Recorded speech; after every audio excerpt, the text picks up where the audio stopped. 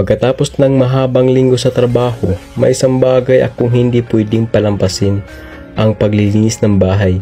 Hindi man ito glamorous, pero para sa akin, ito ang paraan ko para ayusin hindi lang ang paligid ko, kundi pati ang isip ko. Lingguhang ritual na nagbibigay ng sense of order sa gitna ng chaos ng araw-araw. Sa dami ng stress sa trabaho, gusto ko pag-uwi ko, may lugar akong maayos at tahimik. Ang malinis na bahay ay parang pahinga para sa utak. Wala kang iniintinding kalat, wala kang iniwasang gulo. Tuwing weekend, nagsisit ako ng oras para maglinis. Nagsisimula ako sa mga basic, pagwawalis, pagpupunas, pag-aayos ng mga gamit. Minsan, may bonus pa, paglalaba o pag-organize ng mga drawer. Ginagawa ko ito parang therapy session. Minsan may music, minsan tahimik lang. Ano ang epekto nito sa akin? Nakagaan ang pakiramdam, parang may sense of accomplishment. Kahit simpleng bagay lang, at higit sa lahat, mas masarap matulog sa malinis na kwarto. Lingguhang paglilinis, hindi ito obligasyon, kundi commitment ko sa sarili. Hindi para sa iba, kundi para sa peace of mind ko.